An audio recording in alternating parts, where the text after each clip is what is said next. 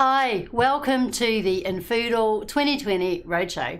This is it. This is the second half of today's Roadshow. It is, yep. So we've already been working hard today, producing and outputting content for the New Zealand Southern Hemisphere time zone, if you like. So yeah, it's been a busy day, and it's been great. And yeah, we're just enjoying interacting with you and being involved with giving you more insights in terms of what infoodle is all about. But that's what's been going on today. This is a whole new session, and for you that in the UK, you'll have just been starting. So welcome to our roadshow. It's been a long time coming, and yeah, we've organised it and planned it for you, and it's great to be able to get to you. In fact, why is it that we can get to you? Well, because this is the first time that we're doing it online, Richard. So normally we do this, live around New Zealand, but also we've gone to the UK and before, and we've done some in London, and I think they've both been in London, haven't they? Different parts. And we've travelled around and visited a few other people. But however, with COVID and everything else, we can't do that anymore. So obviously, we're brought it online. So this is the first time that we're doing it online. So hopefully you'll be a little bit gracious towards us. The impression it might be bad. No. It's going to be great. It's been good so far. So it's really good. So just a reminder, if you haven't already subscribed, you need to click on the subscribe button on your YouTube, which is, I think, over down here somewhere. And that will allow you to chat. Why do they need to use a chat, Richard? Well, if they, there's a couple of good reasons. The first most exciting good reason is that you might be winning some goodies. So for the registration process, so when you registered, you would have received an email, and then on that email, which you were told to keep, has got a form ID on it. That form ID is your gateway to being able to win prizes. So when you are Exhibit A, so when you get the prizes, when you get the call to enter into the competition, so we're going to do one of those each session, and so at that point you need to give us your form ID, and that's how we can track you back to you and make sure that we can get the stuff to you. So please make sure that's handy. The other reason is that it's very interactive, so there'll be one of us here all the time to be able to interact with you on that chat. So please go onto the chat window, have a look at it, and in order to be able to interact, just enter your name into that. So you'll need to be registering in there with YouTube, and from there you can actually start typing in questions. So yeah, it's an interactive. So each session you can ask questions and make comments, good, bad or indifferent, as we're going along, but also at the end of each session there'll be about 10 minutes whereby we're dedicating it to answering those questions and answers that you may be coming up with during the session. Yeah, but do give us your feedback, because as I say, this is the first time we've done something like this. So we want to know, that we're hitting the right mark. So give us your feedback as we're going along. That would be really good and really helpful. So, yeah, anything else that we need to No, say? I mean, there's a whole bunch of sessions that we've set up specifically for you. There's some UK specific content, as you know, in terms of the gift aid. So yeah, feel free to let us know how that's gone, how it's been good for you, and certainly interact with it. I keep dropping my notes, but that's fine. So yeah, so in terms of the roadshow, I think this is about it, and we can say but one more thing: Keep calm, and infoodle on.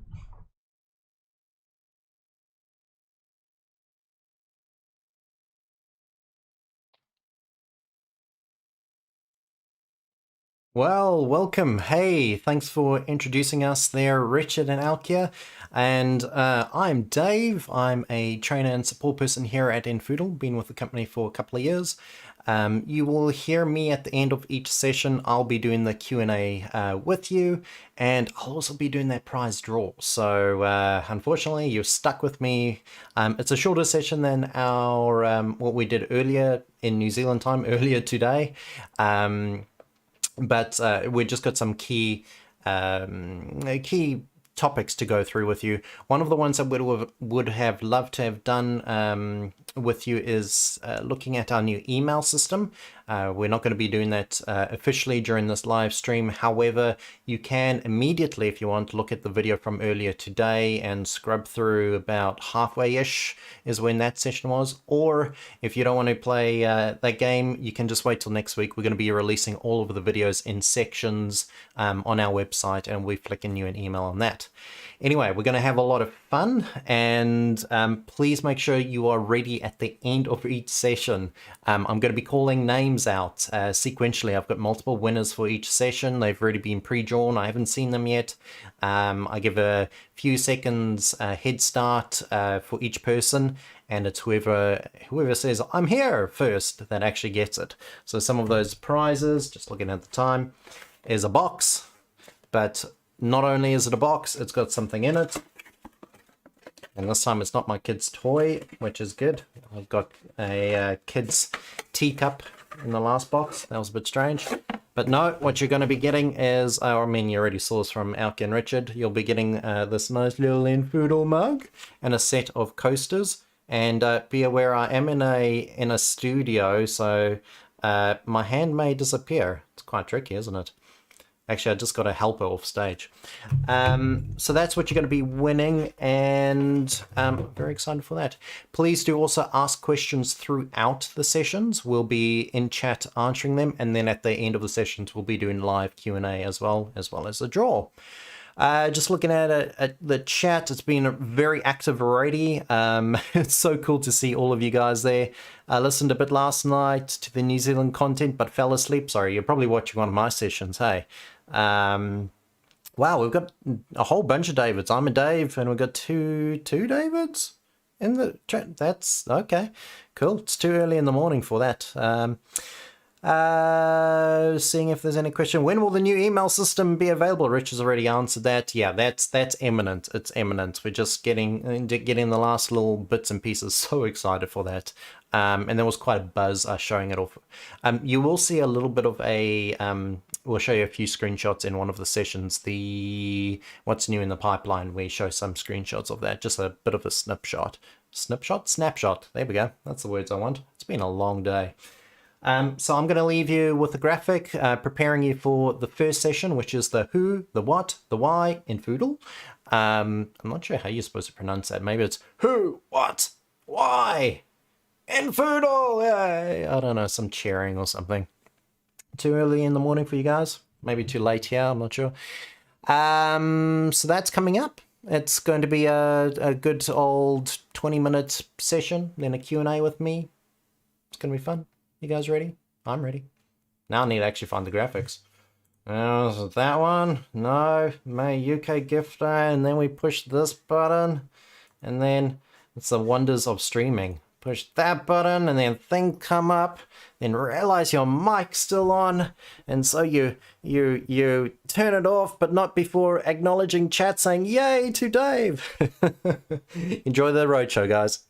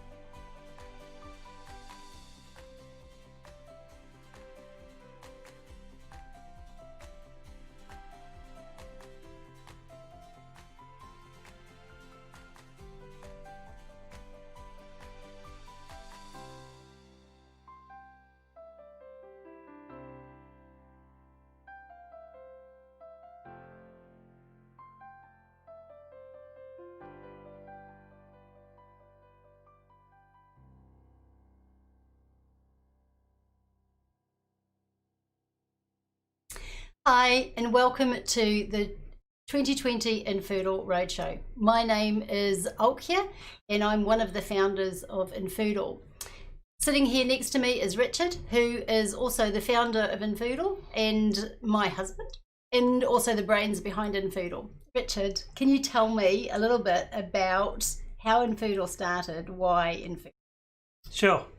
So infoodle has been a long time in its development. So it started back in 2009, and it was I was requested by our church, which is a reasonable sized church, to say we want to have a system to help organize this. And so I spent 18 months looking around for that system, and couldn't really hand on heart recommend any of these products. So after much debate and discussion, the church decided that yes, it was okay for them to be the first client, and I would start building a system for them. So it's kind of around at that point that I put together a bit of a brain dump, which is what this looks like. So this was actually done on the 29th of May 2011, and it's kind of started the whole ball rolling as far as the development process is concerned. So it got to 2012 and we launched it in February, and to about 40 clients, 40 organizations that were here in Tauranga, and it sort of started from there really as we got going. So fairly early on it became apparent that whilst the church needs were apparent and clear, it was something that was very obviously going to be required and useful to other people, other types of organizations. So charitable organizations, fundraising organizations, all these kind of things were all trying to do the similar things, but perhaps using different language to achieve them. And so through that process, we definitely didn't want to become a church management system, but we can do that really well. But we wanted to explore and to serve the wider community, non-profit community, as best we could. So we'll see why as we talk about it today. But yeah, so that's my kind of how I got involved. Having been a developer since day one, IT was my thing. So I wanted to move into the IT field or use my IT skills for the benefit of the not-profit community. So how about you? Well, IT is definitely not my thing, as you know. If anything kind of goes wrong IT-wise around here, it's usually because I've been using it. So it's a bit of a joke, really. So my background is in catering. So how did I get involved? Well, at the time when you had stopped all of your contracting work, I had stopped my catering because I had injured my back. And so I was actually lying on my bed, and I realized one day that there was no funds, no finances coming into the house. And so we kind of needed to change that quite a bit. So I then thought, well, the only thing I can do from my bed is I can actually start calling churches, charities that I've got connections with, and seeing if this program is going to be suitable for them. So that's how we started, and that's how I got going with using infoodle. But as you said before, that we have got a heart for charities. We actually have a background in working with the not-for-profit community, NGOs, mission organisations. So we've worked in various different countries. In actual fact, we met overseas because Richard is English, as you can probably tell. I'm a Dutch Kiwi, but we actually met in Amsterdam, and we were working with a organisation called Youth with a Mission, and we worked in Liberia and Armenia, Switzerland, a few of England and New Zealand, of course, as well. So we have that background. So we have that heart of wanting to serve other people, wanting to help other people, help organizations just streamline their processes, get away from the administration, because we discovered that a lot of people are passionate about their mission, their vision that they have, but may not always have enough time or be really keen on doing admin. So infoodle really is a tool to help people carry out their vision and their mission. Yep, absolutely. So what does infoodle look like today? So infoodle has been growing since those early days in 2012 to the point where we've now got 9 staff or thereabouts. Seem to be changing, new people coming on board. quite rapidly this year, which has been exciting. And so we're also active in many countries. The UK is quite a strong country for us as well. And so because of that, we're looking to expand the operation into the UK. We are quite a long way down that track already. So so it may already be launched by the time we talk about this more. But yeah, we'll be keeping obviously the UK people involved in that. But yeah, very much so. We're looking to provide and support those people all over the place. So what is infoodle? As an oversight, infoodle is, as you picked up, is a tool to be able to help the non-profit community. So it's helping them in practical ways in terms of managing their contacts, managing their community, and managing the administration side of things. So we use the term, and a lot of people refer to it as a CRM. So CRM stands for different things to different people, but effectively C stands for the customer or the contact or the congregation or the community or the client, or there's all sorts of variations. But effectively it's the people that are connected to you as your organization. So we want to be able to record those people and understand who they are. So the relationship side is the R. So relationship is, why are they connected to you? What is their relationship to you as an organization? Are they simply a volunteer? Are they a staff person? Are they a donor? Are they just somebody who wants to receive your newsletter?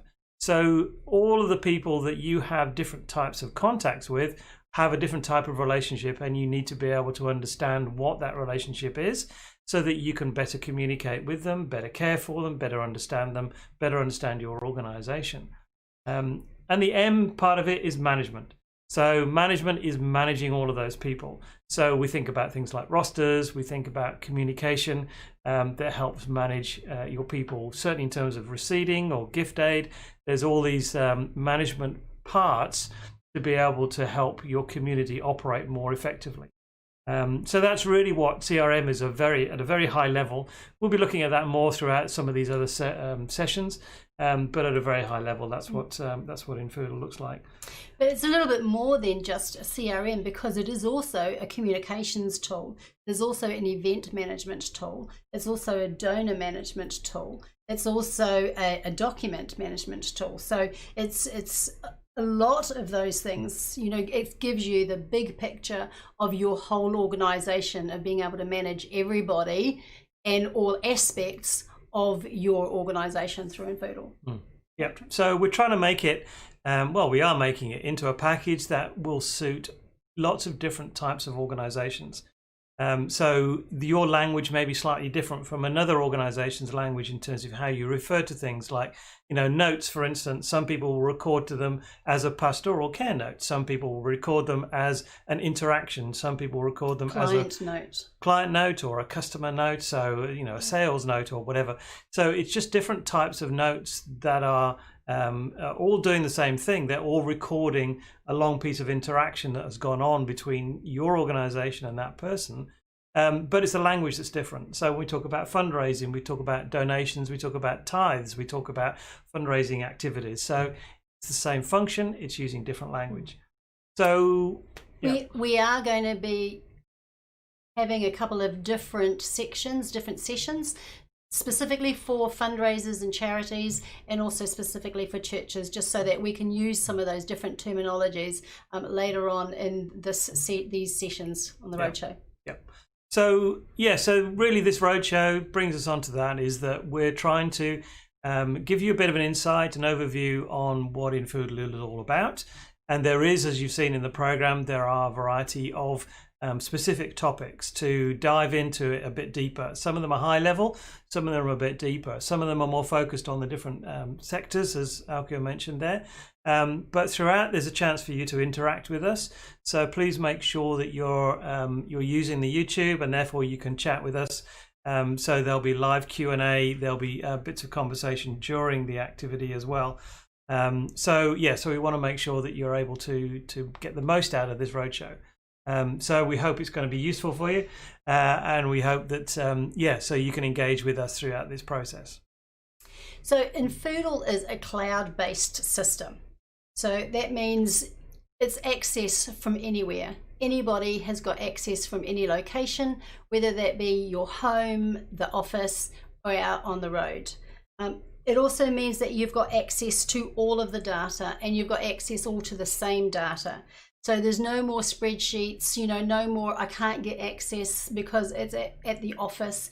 With COVID and the changes that have happened, you've now got access to all of your data in one place.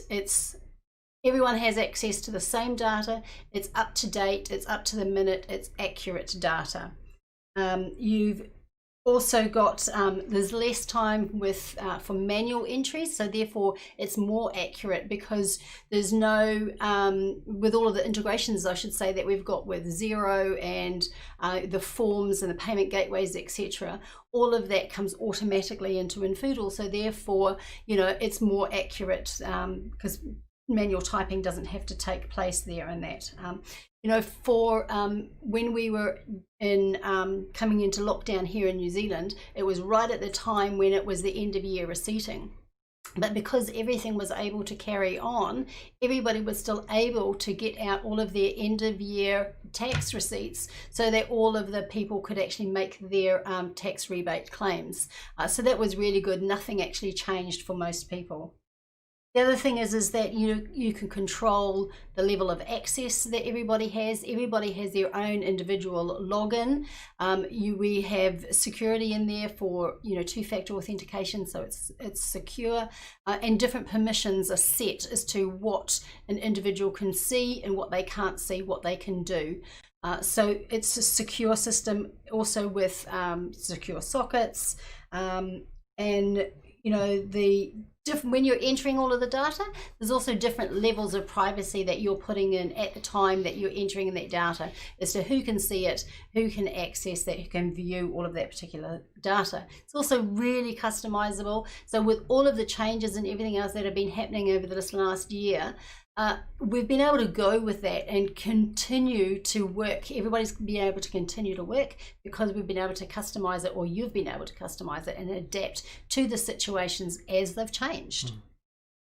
Yeah.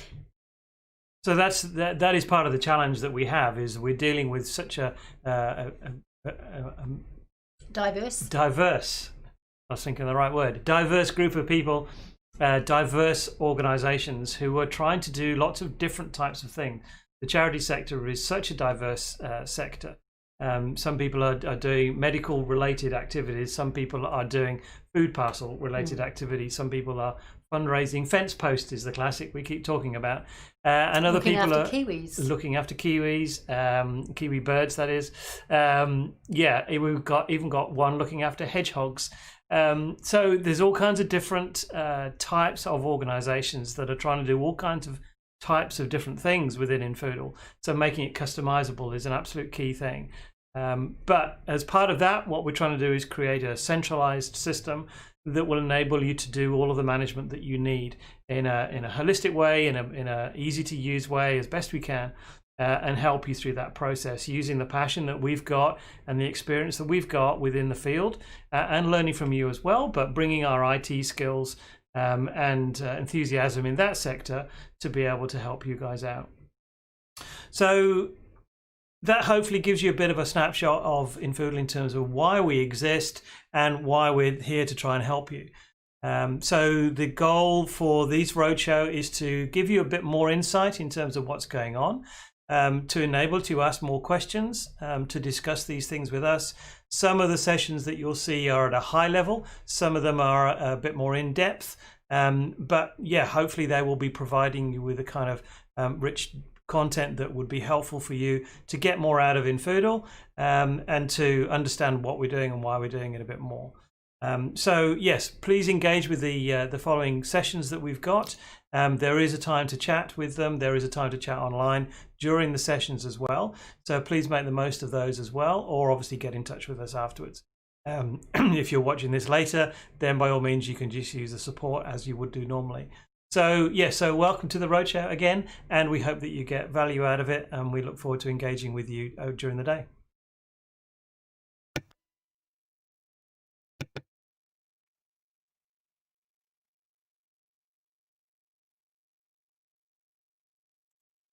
Alrighty, welcome back. Hope you enjoyed that session. First session of the day for you guys. Man, there's been a lot of chat. You guys are a lot livelier than the what we have dubbed the Southern Hemisphere time zone by Richard Smith, the owner. And I haven't let him live it down yet. So yeah, a few questions there. We've only got 5 minutes till our next session starts. So I'm going to get the draw done real quick so we get those names, and then we'll look at a couple of questions that have not been answered yet. And welcome to everyone that's just joined. It's so great to have you. If you haven't met me yet, I'm Dave. Tech and support and training here at infoodle for the past few years, and obviously doing streaming stuff. So who wants to win some goodies? Yeah? Me? No? Okay, so we have Simon Dean as our first winner. Simon, are you here? So you get a 15-second-ish head start to say yes, you're here, and give us your form number to say that you're there. Yeah, me? Shiona? No, I said Simon, not Shiona. No, what are you guys?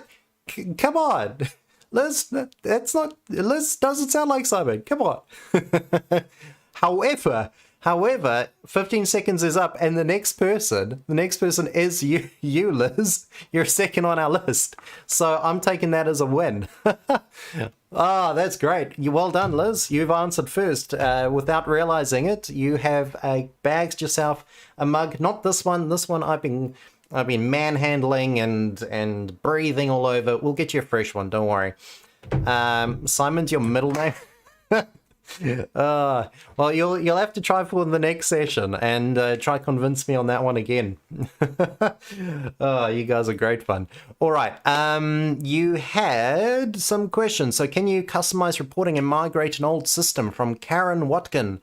Yeah, we can import data as long as it's kind of in a semi-structured fashion and you've cleaned it up a bit, because your data in infoodle is only as good as the data you bring us. So sending us 1,000 duplicates and messy data from your old system is probably why your old system wasn't working well. So infoodle's not going to work well. So there's a bit of cleanup. We can help you, give you some examples of how to clean up and what we're expecting. But yeah, you can absolutely bring it through. And the reporting side of it is very powerful as well. Can you set the system so that, I see Richard's answering questions. Gosh, let's see if Dave says the same as me. Okay, this is my answer, Shiona. Sure, you would need to create a group for each type of donor and receipt it there. Oh, Richard said the same thing. Gosh. He must have typed that after the fact. Delays and stuff. I don't know. Awesome. Yeah, so Richard's keeping me company tonight. I don't know why I'm doing this. It's definitely nighttime here. It's late, and we've had too much coffee throughout the day. So excuse the shenanigans. Colleague having a problem? No, signing in for chat. Can you please post a link or tell us how to do it? She's getting error messages on YouTube. YouTube's been a bit funky. We were getting errors earlier. Now, as far as signing in, it should be just signing in using your Google account. Like if you go to Gmail, that should theoretically allow you to sign in across all of the Google stuff. I'm taking a guess here. I'm not a Google expert, sorry. And then as far as chat, it should theoretically be just coming to the stream and the chat should pop up. No, that side over there. Or if you're on a phone, then down there. In my 1 minute-ish time, I don't think I'll be able to solve that. But if anyone in chat goes, oh, I know what that problem is, if you wouldn't mind posting that as well. Good morning, evening all. Hey, Steve, how's it going? Thanks both. Not a problem. I hope my answer was better than Richard's, Shiona. I hope mine was a bit clearer, more to the point. Just click into the chat and it'll ask you to register, I think. There we go. So Richard's helping out again. Next session is our UK gift aid shenanigans. I've lost my schedule. Gift aid management is the official term of it. So we'll be looking at why infoodle's fantastic for you guys, explicitly you guys, and no one else in the world has to worry about it, just you guys. And we have built a custom feature that I personally like. I'm kind of gutted we're not in the UK, but I get to help you guys work out how to use it. So we're at I was going to say 10:30. No, 9:30 a.m. there. So let's get it going. Find the mouse. Click the VT. Double check I'm not showing you who, what, when, and why again. And pushing play. Hi there, I am Richard. I'm the founder of infoodle and the primary developer of infoodle. I'm English, and so the world of gift aid is something that is relatively familiar to me. So this session we'll be talking about gift aid specifically, and we'll be going through the different aspects that infoodle interacts with the whole gift aid process. We'll include some discussion about Xero, but you don't have to be a Xero user to be able to use the gift aid process. So we'll look at that, and yeah, we'll talk about some of the features and how to manage some of the features within infoodle. So let's go and have a look at that, and we'll take you to some screens so we can talk about it. So what we're looking at here is a simple screen that when you are on the gift aid only version, which is a very cut down, very limited version of what infoodle can offer, is designed really so that you can really focus in on that gift aid process to be able to get your claims managed as quickly and as efficiently as possible. If you are a Xero user, so you don't have to be, but if you're a Xero user, then our goal is that infoodle will kind of sit in the background, and then when you come to do your claim process, then you'll pick it up and process it, and it will just be a kind of natural add-on to what you're already doing within Xero. So your life will be within Xero as it will continue to, whereas if you're not using Xero, then you'll need to be focusing on infoodle. So we're seeing here there's been a few claims that have been filed already. We can see different periods that are going on, and some are being finalized here. So this obviously has been running for a little while, but just a aspect here, as you can see, we've got the gift aid claim frequency over there. And by default, it's a month, but it's only a month because when this site was started, it was set to be a month. But you can change that to different periods, different frequencies if you wish. So we had an inquiry yesterday saying we only want to do our claims quarterly. So how do we change that? Well, you simply change the months to 3 months, and you'll see straight away the next period has been changed to the 19th of January from October. So it's calculating those dates for you. So the goal is to, as I say, trying to make this as streamlined and as easy as possible. So if you can do it monthly, why not do it monthly? It's cash there that's waiting for you to be claimed from the government. So why not make the most of it? And you can do it more frequently than monthly if you wish. So it's up to you as to how you manage that. From an infoodle perspective, let's do it monthly. And so it will present to you the next claim period. So we're getting a list of claims here. So we're working on this current one, the one that's finalized. So review is the way that you would always go. And review will take you to the screen that has got the detail of what's happening within your claim. One thing to note, you've got up here, you've got the period dates. So these dates are up to you. Again, we had an inquiry saying I want to look across a whole period of dates just to get an overview of what's going on with the claim. And that's fine. You can simply adjust the dates to pick a new period. And as you can see, we can have random dates. It doesn't particularly matter. It doesn't have to be on the first of the month or anything. It can be whatever suits you for that particular time frame. The only restriction is that you don't have any overlapping dates. So you can't have two claims running at the same time that cover the same period. So infoodle will help you through that process. Make sure you don't have any gaps, so that list on the front screen is there to help you with that as well in terms of gaps. But it's up to you as to how you want to do these claim periods. So with this claim here, we can see a variety of situations happening. So at its simplest, we can see here we've got postcodes and we've got the country. So we've got a New Zealand person, so that's fine. The HMRC are quite happy with you not providing any other information. So it understands overseas donors. Okay, so if they may well be still paying tax for within the UK, and that's perfectly legitimate, whereas others won't be. So you can control that process, and we'll look at that in more detail. But you can see that infoodle is not allowing us to make a claim.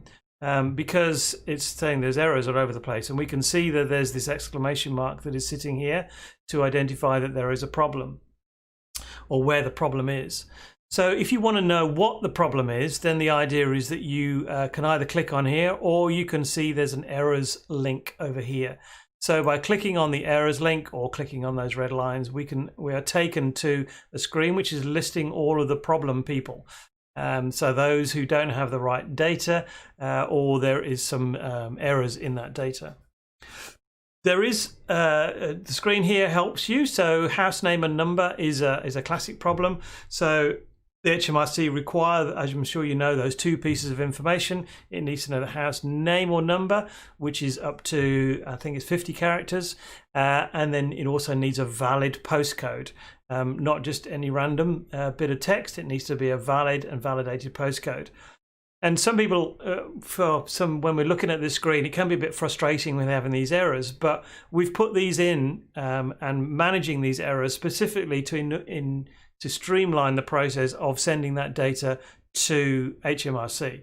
Because as soon as you send it with a bad postcode, HMRC will throw it back.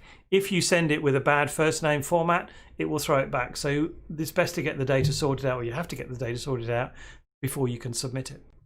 So we can see in this example, then we need to know a house name or number. And so in this case, we've also got a bad name format. So I'll actually take you across to this person. I can click on there because that name looks fine to me. There's nothing wrong with it. Mrs. Mine Dutton, that's fine.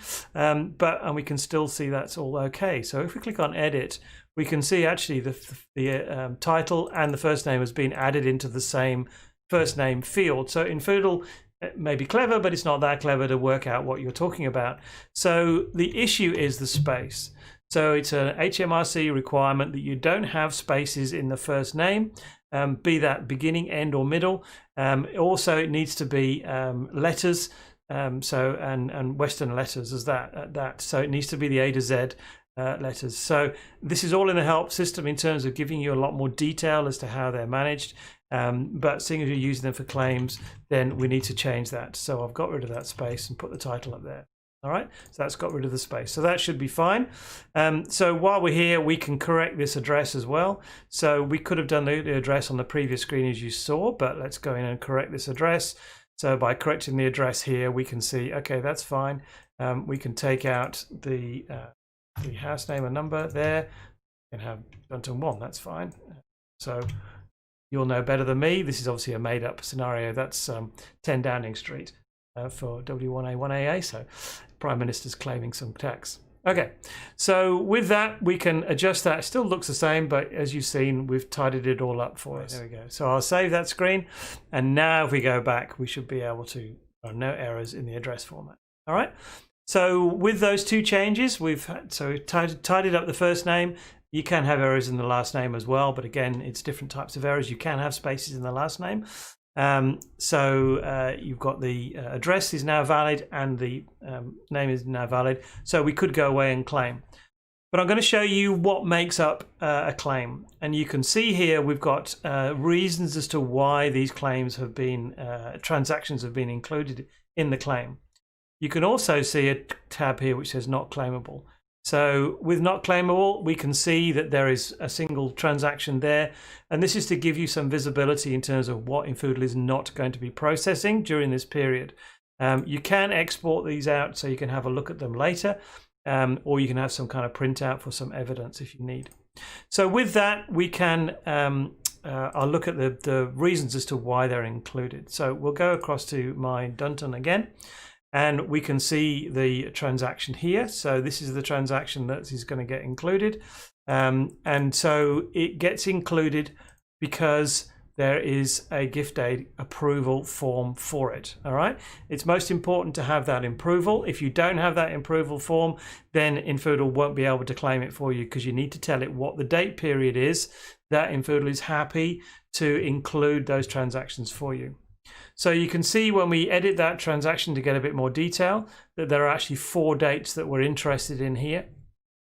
The only date you actually need is the date that you signed it off. That is for your reference. as is the evidence of approval and the notes. So these are just for your reference, for your help, if you want to store information against this person, against this approval. But these dates are what infoodle uses to do the calculation. So it's saying, how far do you allow us to go back? Because you can mop up up to 4 financial years of unclaimed transactions. So it's important to get that right, particularly if you've done a previous claim before getting into infoodle and you're comfortable that you've collected everything you need from these people, then you're able to set a historic date. So with that, we can also set the start date and the end date, which gives us a specific period. So maybe somebody said, okay, from the 1st of February, then from then on, you're allowed to claim, but before that you can't, or even 1st of February to the end of September, let's say, and you can have multiple periods. So it's up to you and up to the donor to communicate to you as to how that data is coming to you. So it's important to get these dates right, but that's only one part of it. One part of it is the transaction, the date of the transaction. The other part is the approval date. And the third piece of information is the account code. So with the account code configuration, you can see here we've got, is it tax reclaimable, yes or no? So if the account code is no, then infoodle will not claim tax for you, claim the gift aid. If it's yes, then it will claim the gift aid for you, or assuming you've got approval to do it from that person.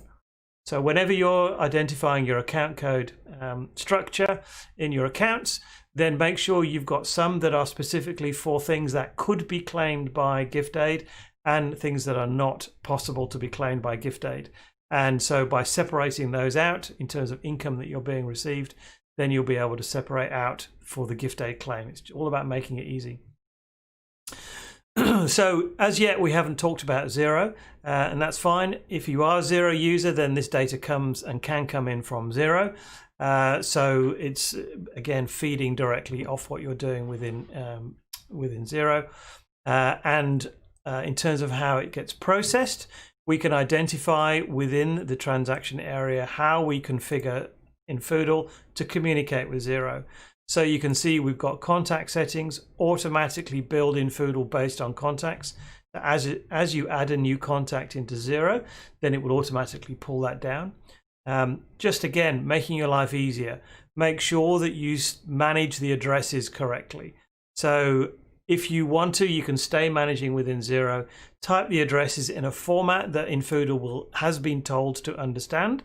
So it could be that you separate the first name out from the rest of the first line of the address using a comma, or wouldn't suggest a space, but you may be on the first line, second line. You can do it in a couple of different ways there, but just be standard about how you do it, and then infoodle will interpret that and pull it into the data correctly. So you don't have to worry about that. infoodle will manage that for you. The other aspect you need to identify using the schedule is which account codes you want infoodle to bring in. So this is true of all kinds of activity with Xero. We need to communicate with Xero what we are interested in. So which bank account are you interested in, and which account codes are you interested in? So you can see when I add here, potentially I could have multiple bank accounts and I could have multiple account codes. It may be that I use a different type of account code, in which case I can say I'm using equity codes as well. So I'll include those in my list of account codes I want to process, or I want infoodle to process. So by using these different tools, we're able to get infoodle to bring the right transactions down. It will process those transactions and get them ready for your gift aid. You may find that you need to reconcile some, so infoodle will do its best to manage as many transactions as it can. Ideally it does them all, but there are occasions when it won't. So you may need to get involved in identifying and helping infoodle understand how that works. So you can see this is what we have on the left that came from Xero. This is what's happening on the right. If you're not a Xero user, then you may be importing from a bank statement, you may be importing from a CSV file. There are different ways of bringing these transactions in, and you can see we've got a statement import to help you in that case. So once you've identified these settings, then you just simply click OK, and that transaction is now processed. In case of Xero, you can actually say auto reconcile it. So I'm happy with that combination that you've got, so now reconcile it for me in the future. Last thing I'll show you about bringing transactions in is for all Xero users, your friend is under transactions, the transaction status screen. So this is a way of identifying why has my transaction not been brought in, what am I missing, why has it gone wrong, anything like that. So we can maybe search for John Child here, and we can look for transactions that have or have not been processed. So you can see this is the transaction we looked at on the previous screen, and it's showing, and it's got reconcile there, so it's waiting to be processed. If you've changed it, you can re-import it. infoodle will re-import it anyway if you haven't processed it, but sometimes it can be useful to force through a change that you've done on Xero. So this is the most important screen for you to use, and when you're diagnosing why there is potentially a problem with a transaction. So often we will refer you back to this screen if you're asking us for help. So that should be where your answers come. So we're getting transactions in, we're processing them, and you've seen the claim period. So we've by claiming those transactions, we can conclude that process just really quickly on this screen here. We've reviewed it. When we're happy with it, we finalize it. I'm happy with this claim, everything's all good. I want to finalize that claim. And now when I come back to here, I can now file it to the HMRC. That link doesn't come available until you finalize it. You'll see it in the finalized phase.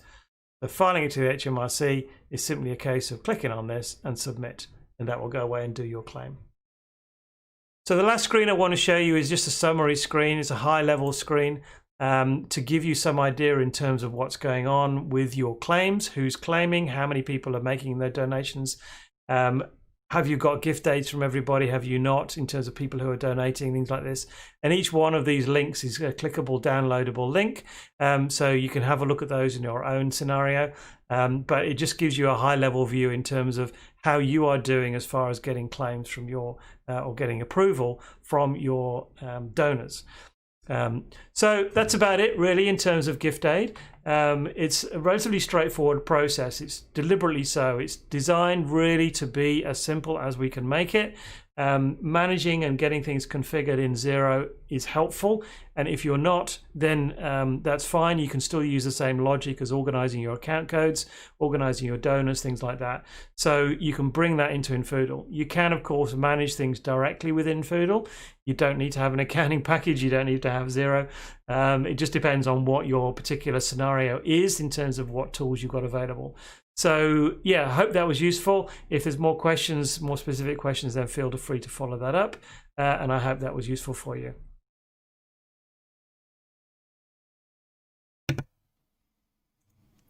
Alrighty, thanks Richard for being in chat and also taking that session for me so I could sit here playing on my phone, relaxing, trying to stay awake.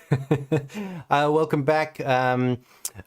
Really, we didn't need to do a session on that. All we really needed to do was just quote Andy Brown. The gift aid feature is fantastic. Once it is once set up, it has reduced the time taken to make claims from several hours to a couple of minutes.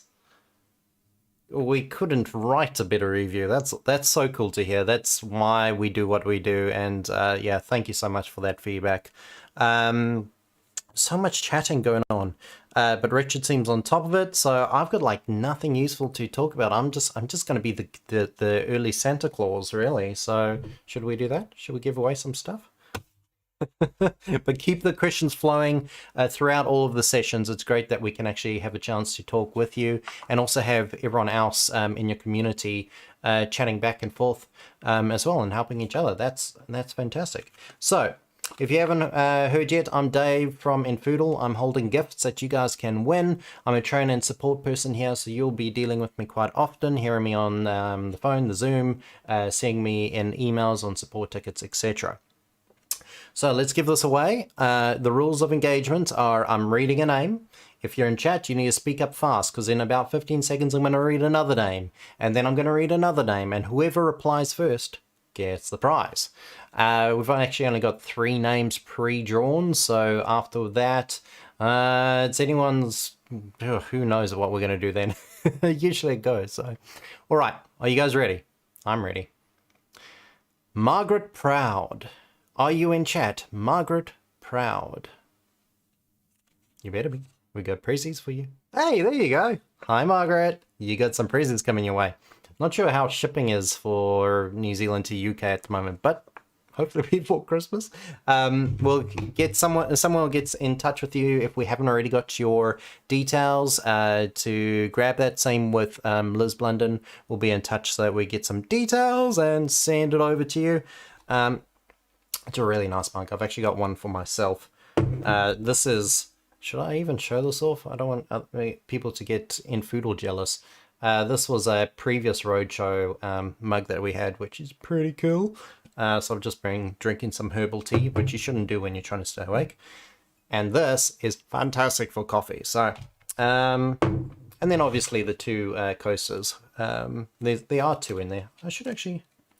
We've got 10 minutes. We've got 10 minutes to the next session. If you've got questions, throw them in. We'll answer them, or Richard will answer them, and I'll look and go, oh, I've still got nothing to talk about. All right. So in the box, you'll get some fresh ones, not manhandled ones.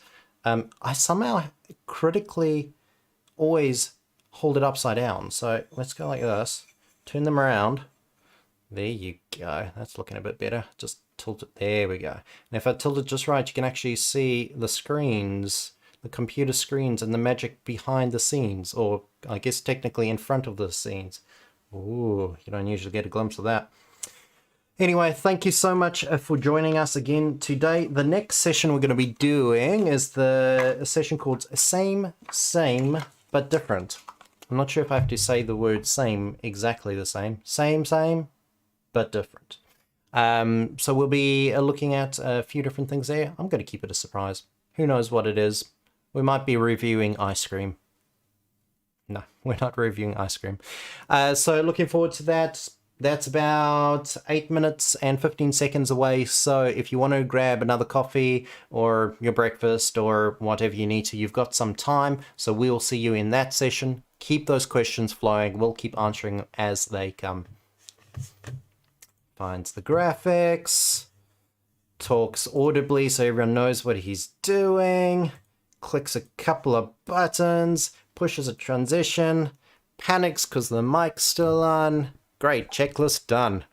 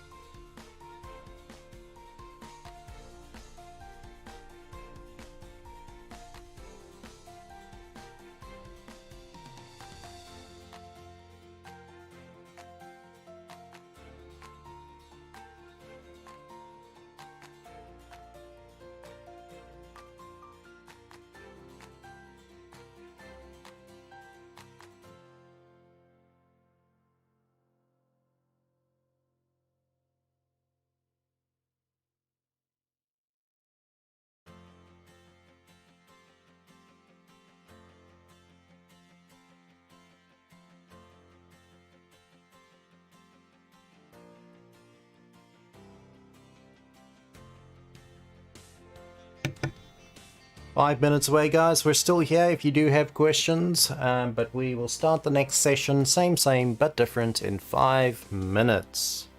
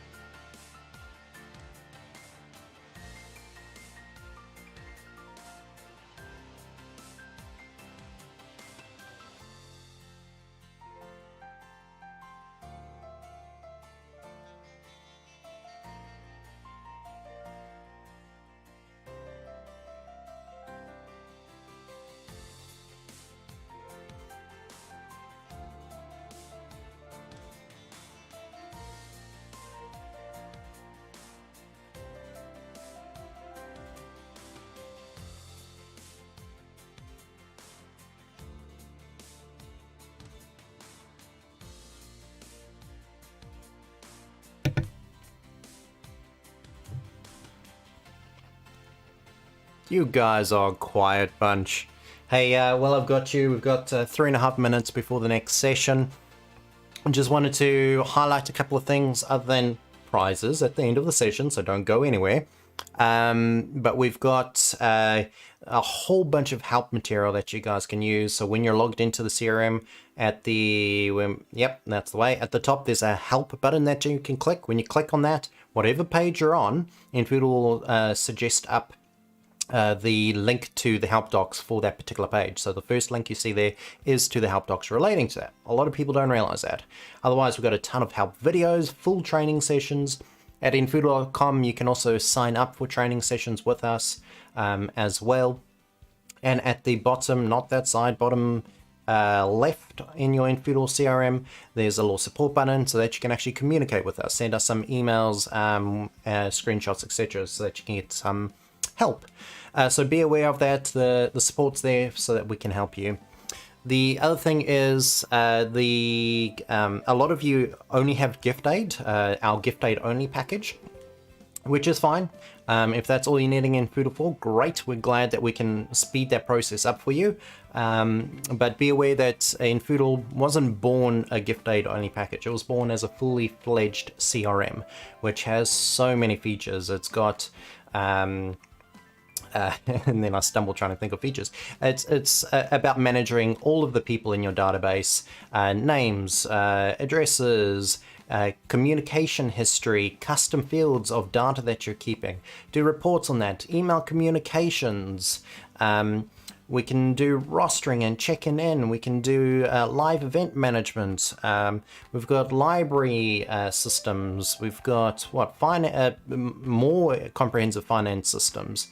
You can take donations online, all sorts of things the CRM can do. So be aware that infoodle isn't just a gift aid only package. There's a lot more that you can do with it, and it's all at your fingertips. If you're curious about those or want more information, get in touch with us. Send us an email at sales@infoodle.com or support@infoodle.com or anything at infoodle.com will probably make it to us. If you want us to come to you, say it in chat and we can take a note down of your name and we'll get you some information as well. We're here to communicate with you. We're not just a random company at the other side of the world. We're wanting to help you actually do your mission, spend less time in admin and actually help people. And that's what we get out of it, is we help you so you can help people. So just be aware of that. Next session starts in just under, exactly 45 seconds. So we're ready for that. I see a few people are messaging. Welcome to everyone that's just joined again. Hi, I'm Dave. So I'm looking forward to the next session. I'll leave you with our slide, and that's not far away. Not far away at all. 20 seconds. Exciting.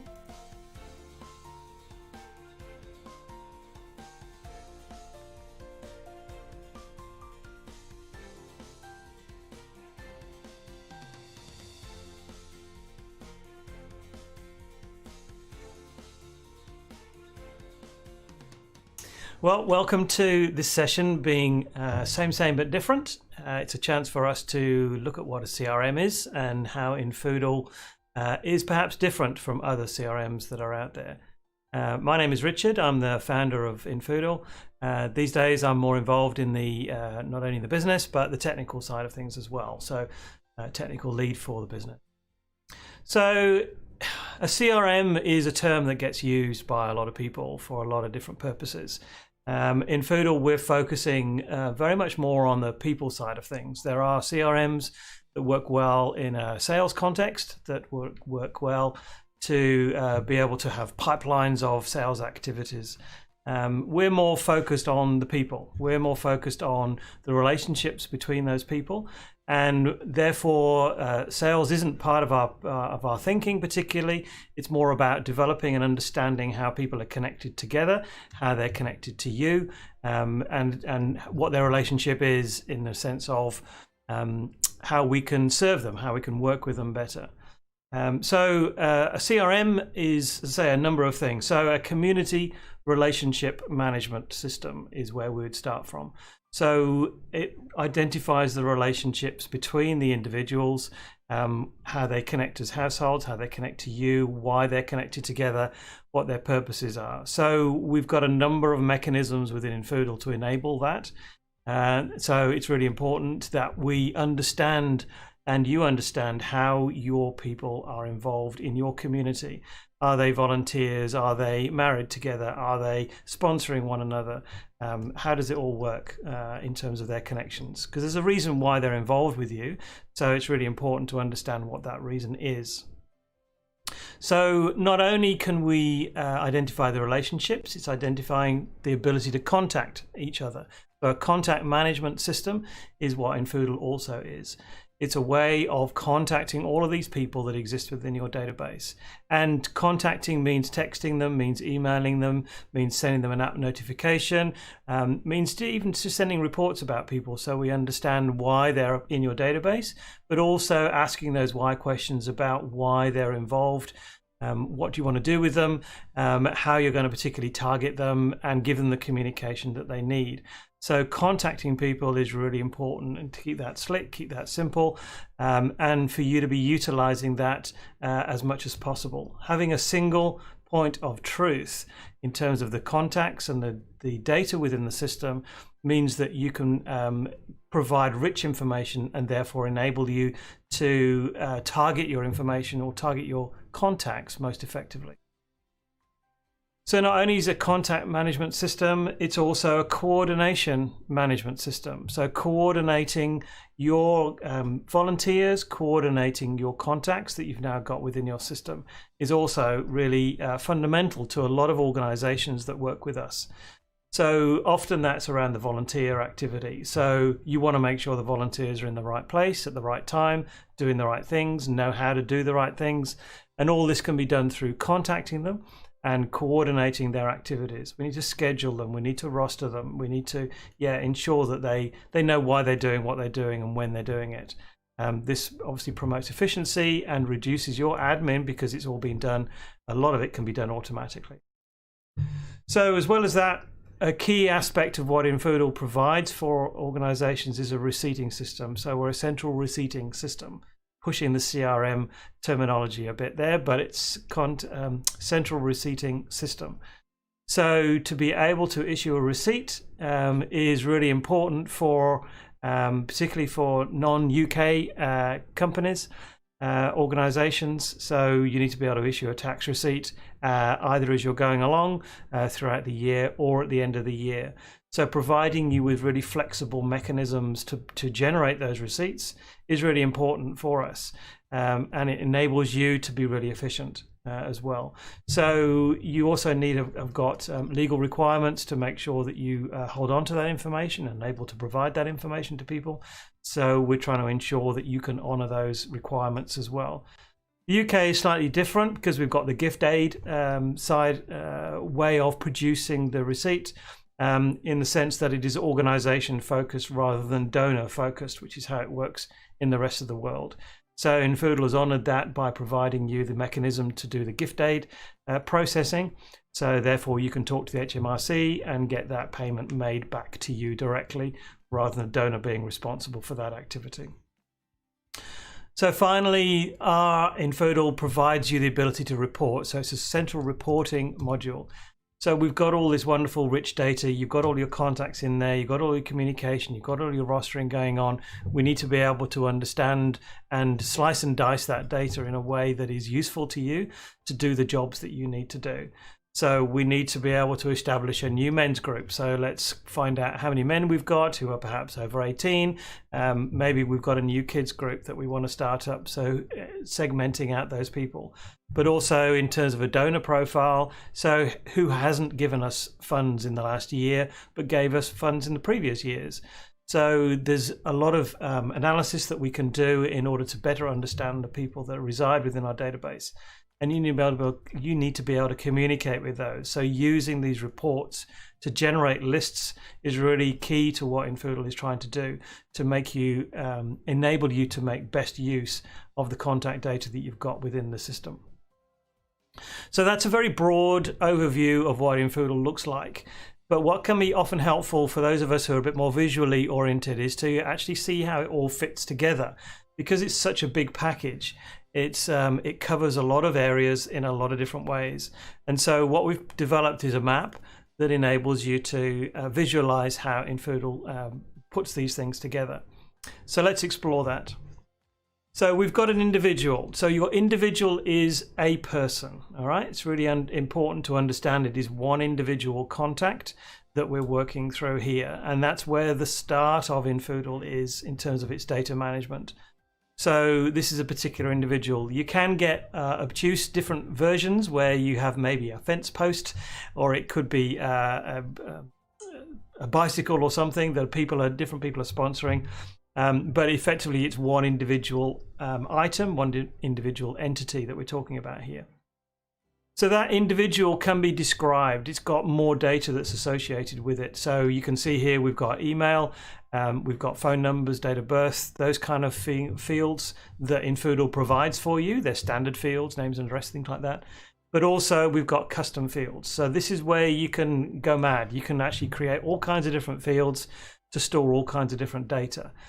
So that can be anything about when the first time they got into contact with you, whether they would like to receive a newsletter. That's one approach that people use it for.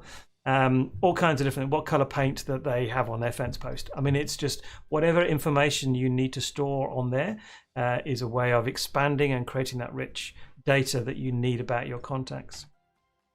We can then take that individual and logically they can be connected with other individuals that reside at the same location. So that's a household.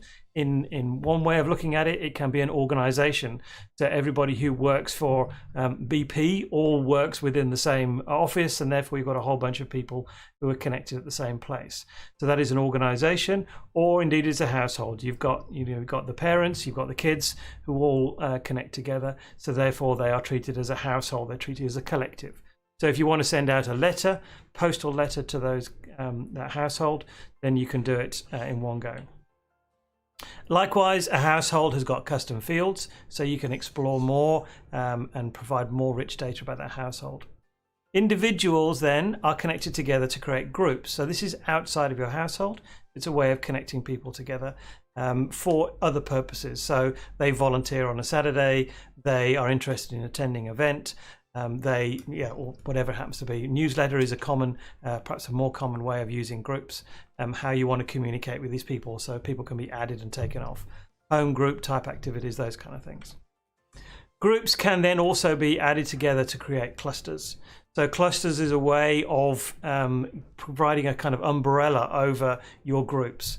So you can segment your database into sections so that a person can have a view on just their cluster of groups, whereas they can't see the rest of the database. So that's often used for regionalized organizations. So they work in the north, therefore they've got access to just the people in the north, and they can't see the people in the south, for instance, that kind of thing.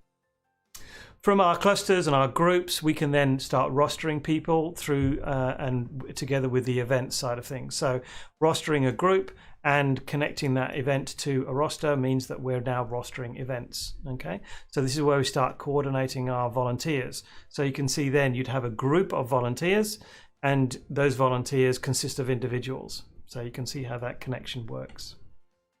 From an event, we can also start recording attendance about those who in those individual groups have turned up to that particular event, and we can also do a check-in. So we can register people who've turned up, so who turned up, who didn't turn up. We can run reports based on that information, etc. So that's for producing labels if you wanted to. So it's a separate area that can be connected into infoodle to enable that. So up there on the right, we can see we've also got transactions. So an individual will give you funds in different forms, and you can record the different transactions that they have given to you. That transaction, we record a number of aspects about that transaction. So you can see we've got 5 there. There are more that we do, but that's just to give you an idea that there are different attributes about a specific transaction to identify why they have given that transaction to you. Once we've got transactions, we can start issuing receipts. So again, for those people not in the UK, we can issue receipts. Receipts can also be, even if you don't issue tax receipts, it can be a useful way of being able to communicate back to people that you've received their donation. So it's just a mechanism that you can use for kind of one-off communications about a particular transaction. So that's worth exploring. In addition to transactions, we've got pledges. So these are simply commitments to make a transaction to you. So I'm going to give you £10 a month. I'm going to give you $50 a year. Whether that be a membership, whether that be just a regular donation of some sort, it's up to you as to what that pledge looks like. It's just some kind of regular transactional activity. It can be for specific account codes. It can be for specific campaigns. There's lots of variety that you can have there in terms of your pledges. So once we've got pledges, we've got transactions, then we can analyze that data. So the analysis side of things enables you to track who has been donating, who hasn't been. You've got pledge versus actual as an example there. So that enables you to see, well, these people pledged to give us $50 a month, but in reality, they've only given us 30, or they stopped giving in September. So we can then start exploring that information. So it's analyzing the transactional and the pledge and the contact, and how that contact is connected into a group can affect how these pledges and transactions are recorded and reported back out. So with that structure that you're looking at there, you can get quite a lot of sophistication about how you're doing as far as your campaigns is concerned. Is the North performing better than the South?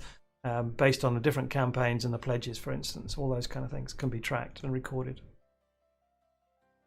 Forms plays a key role in getting any kind of external data back into the system. So that means somebody who is not logged into infoodle. So a form can be a form that you may have used to register for this webinar that we're doing. So you're turning up for a particular event. We're capturing the fact that you are interested. We're capturing your data. We're capturing the group that you want to be a part of. And so therefore we're able to use that within our system to be able to identify who you are and which group you're a part of and what you're going to be attending. Likewise, you can be using forms for identifying a pledge that you're going to give us. So you want to make a donation. So you're going to make a donation either directly or through a pledge. So let's capture that. So all kinds of external, I'm interested in this. I want to sign up for this newsletter. I want to give you money. Here's more of my contact information. Here's the other people that are part of my group. Here's, I want to turn up to the kids club, whatever it happens to be, is getting information back in. And these forms can be used on your Facebook page. They can be used on your website. They can be integrated with most web systems. So we've also got part of the forms, we've got a payment gateway. So payment gateways enables you to be able to actually take the physical money. There's a variety of payment gateways that you can use. You don't have to. You can have free text ones or free events, free activities. So you can receive checks and those kind of things as well. But if you want to start actually taking money at the point where people are entering the data, like buying a ticket or subscribing for an event, those kind of things, then you may want to take the $10, the $50, the $100, whatever it is at that point, and that's done through a payment gateway. So we'd be thinking things like Stripe there, maybe Easy Debit, maybe Go Cardless. So there's other mechanisms that we can use. We've also got a library area. So library is slightly different from these things. It's at its simplest, it's a place to record documentation. So those are physical files like docs or Excel spreadsheets, or they could be MP3 files. So there's quite a big limit, so you're able to store whatever you need there. That again is controlled by groups. So you could have a leadership group that's got access to certain documents like budgets and forecasts and those kind of things, whereas you've got volunteers who've got access to other things like standard operating procedures or other text type documents that they're interested in and they need in order to be able to do their job. So it's a really flexible area, controlled quite a lot by permissions, and this is where it helps in comparison to some of the other engines that are out there, is that enables you to actually control the permission. So when I stop becoming a leader, then I simply get taken out of a group and now I don't have access to the documentation. So you're a bit more secure, a bit more certain about who is seeing documents. Like we use Google Drive sometimes, or we use Dropbox sometimes. It's difficult to see who and to maintain the fact and be sure of who's actually got access to the documents, who can update it, who can't, etc. As well as the library, there's an asset. So this is a really simple process whereby you're able to record the information about the physical assets you've got. So it could be a computer, a desk, a book, whatever it happens to be.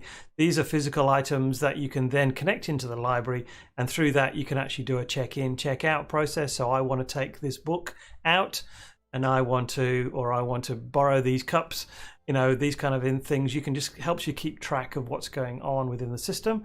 Assets enables you to be able to store things like warranty documents or receipts. So you can, if there's a problem, then you've got the information there stored, so you can take it back and deal with it in that way. So assets is quite helpful in that way, as certainly as an adjunct to the library. The library also enables you to store documents against individuals or households. So as you're building up a profile about that individual, then the library helps you to do that. So in the middle there, you can see we can contact. So we can contact individuals. Again, you can see that's connected up to the individual line. And so that enables us to be able to, or you to be able to contact those people. So this is, as I say, sending out letters, sending out emails, generating labels. It's using the information in the groups and the custom fields and the transactions maybe to be able to identify who you're going to communicate with. And lastly, over here, we've got the reports. So reports, as I mentioned earlier, is how we enable you to extract this information. So again, it's connected to the individual, but it allows you to pull all of that information that we're now looking at to be able to generate the information that you're looking at. These colored areas are showing you how that relates to the packages that infoodle has got. So the CRM is kind of the white area, the docs area up there on the left, so you can see how the packages fit. So if there's something particular you want to be able to do and you can see, oh, that would be useful, then you can see which package it relates to. Notice things like attendance perhaps is outside of the box because you get that as part of the CRM, but it integrates with the event, so therefore you can get more power out of the attendance by using the event module. So that's an overview of infoodle. Quick map there. This is available on the website if you want to download it. So there's abilities to be able to record that, have it on your wall if you like. But in terms of infoodle, that's the kind of extent of where we are looking at. It's about people. We're focusing on individuals, and we're enabling you to capture the information that relates to the individuals that are connected to your community. And I hope that was useful.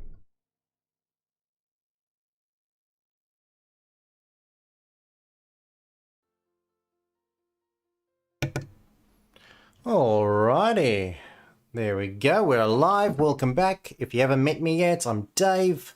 I'm a trainer and support person here at infoodle. Been with the company a couple of years. Some of you have heard me say this hundreds of times already. You would have heard my voice from doing demos with me or doing training sessions, or you would have seen me in support tickets and emails and on the phone. Thank you for joining us for that session. Our next session is the what's in the infoodle pipeline. That's always fun. There's some cool stuff we're going to show you, including the new email system. We'll show you some snippets of that and talk about what we've recently released and things that are coming up in the future or near future. Had a few good questions in chat, so we're going to cover those. I'm going to try something that I haven't tried before, which is going to scare Richard, who's going, wait, what you doing? You're going off script. To answer your question there, Karen Watkins, about reporting. So just give me a moment, and oh good, I think it'll work. There we go. Hey, look, live demo for you guys. So Karen, as far as reporting goes, the idea around our reporting in infoodle is you've got all of this data. You can then ask a question of infoodle, tell infoodle how you want your answer, and then actually get your answer. So, and then what you do with that answer is up to you. So the idea is that you head over to our report section. We can create a new people report, and we get to add criteria. Now the criteria is basically asking you of the data that's in your database. If you don't have the data in your database, you can't report on it. So these reports are as strong as the data that's there. So for example, we could be reporting on some groups that we've got, and you'll see there's a lot of criteria here, and you can even add some more. So find me everyone that is in our adults group or in a particular events group or part of our staff groups, etc. So find us all of those people. Let's do an event group, and maybe we want some financial transactions. So anyone that's in that events group from a particular date. So anyone that's donated, let's say, let's look at earlier than this year. So our older donors. I'll say the 1st of January, meaning December 31st, 2019, for example. Then without doing anything else, I'll just see if we got any examples. We got 4 people coming up there. And this is our result set. We can now export this as a spreadsheet. We could go, oh, I was looking for, oh, there he is, Daniel Miller. That's who I'm looking for. Go view their profile. We could add these people to a group called loyal donors or something like that, or old donors. We could email all of those people. We could send this as a attached spreadsheet. So there's quite a few different things you could do with that. Obviously, how you see it right now, first name, last name, a whole bunch of all this stuff, that's some just generic fields that you get an answer, but you can make this report more useful. Tell infoodle what you actually want to see. So in this case, we can choose our select fields. You can see here all the data that's in your database becomes accessible at that point. So we'll just untick everything, grab first name, last name. Maybe we're trying to I don't know, let's find their age and email address. So age of today, maybe their date of birth as well. Let's see their email address, and let's also see their lifetime total, how much they've actually been given us, not just by criteria. So you can say every dollar they've spent up to the start of the year. In fact, let's do both, or you can see the entire lifetime contributions. So let's have a look there. Now we can see a bit more useful information. We can see amount by criteria, and that's smaller in most cases than this. So that's just everything up to this year, and this is everything over the course of your recording of data. So there's a lot of control around there. I'm not going to go into any more depth other than that, but basically the reports are as strong as the data that's there. You can use this to do automatic reporting that sends you an updated spreadsheets via email or to a group of people on a daily, weekly, monthly basis. So there's a few different things you can do there. All right, I've got a draw to do, and I've got to check chat to see if there's any other questions. So let's get to the draw. I'll go to my full screen so that you have to stare at me more closely. Uncomfortable yet? Let's get our winner list up. Right. So if you haven't played one of these before, the idea is I'm going to call a name, and you get about 15 seconds before I call another name, and then another name. However, it's whoever responds first. Okay, so our first person we drew was Mark Shaw. Do we have Mark Shaw in chat? Mark Shaw. And I'm going to just review some questions while we're at it. Cool. Glad that was useful, Karen. It does. Mark Shaw. Hey, man, you guys are onto it. When we were doing these draws with the Southern Hemisphere time zone, we were getting to like the second, the third person, and sometimes not even getting a person there. And we had 100 viewers. There's only 21 of you at the moment. So that's awesome. Mark, congratulations. We've got a mug with, well, it's not your name on it, but it's the infoodle logo, but it's certainly got to have your name on the box that we send to you. And you get some coasters as well. So congratulations. Very exciting. Next session, guys, is starting in just over 5 minutes, and that's going to be the what's in the infoodle pipeline, what have we released, what's coming up, all of that fun stuff. Let's have a quick check at chat. The reason I'm looking that way is it's a separate monitor over there. I'm not just going, do you like this air? Wow, you guys are so fast. Okay, what has Richard replied to? Okay, there's a big back and forth there. We also have the best rugby team. Reported. That's such a that was a cheeky shot, David. What a cheeky shot. If inaccurate. Let's see. You need to get your reporting through infoodle so you can get accurate data, you see. Summer is this. Tom, hi Sally. Can you? Okay, you got it's all under control. There's nothing for me to report there other than you guys are a chatty bunch. I love it. These videos again are going to be on our website at some point next week. We'll email you out where that is, including all of the sessions we aren't covering today with you guys. That we did cover earlier in New Zealand time zone early in the day. So there are a lot of different sessions available. We've got some church focused sessions. We've got some charity focused or not-for-profit focused sessions as well around events and around financing. Let's have a look at some of the things we covered. We did some database. I think that's supposed to be database management in a post-COVID world. A look at the new email system, which we know is a big favorite. Doing forms, infoodle in your pocket, so looking at the infoodle app. And if you've got the infoodle CRM, not just the gift aid only, if you've got the infoodle CRM, you get an infoodle app essentially to roll out for your organization right then and there. The Power of Change looks at customizing infoodle, building it and bending it to your will so that you capture the information. We give you first name, last name, email address, all the common stuff. But then what happens when you want to capture more specific stuff? Maybe you're a medical institute and you track diabetes types or amputation types, as one of our customers does. Or maybe you're a car club and you need to track information on vehicles, as another one of our customers does. So all sorts of things. infoodle is very flexible. We looked at volunteers, although that session we had technical difficulties, so it'll be online next week. And then all of that charity stuff. Awesome. Wow, the chat is flying in. Oh my goodness. Okay, let's see if I can read anything. We've still got 2 minutes. Richard is typing way too fast for his own good. So honestly, the best policy. Okay, that's another conversation that I'm being left out of. I'm getting serious left out syndrome here. Forms is something I'm really keen to find out about. Anthony, well, we've got plenty there for you. We do have a full training session available on forms. I think, maybe. I might be lying to you. We definitely have, in our basic training, we cover forms quite dramatically. So that's free training that you can check out on our help site as well. I think we might have a full training session on forms as well. If we don't, we will eventually.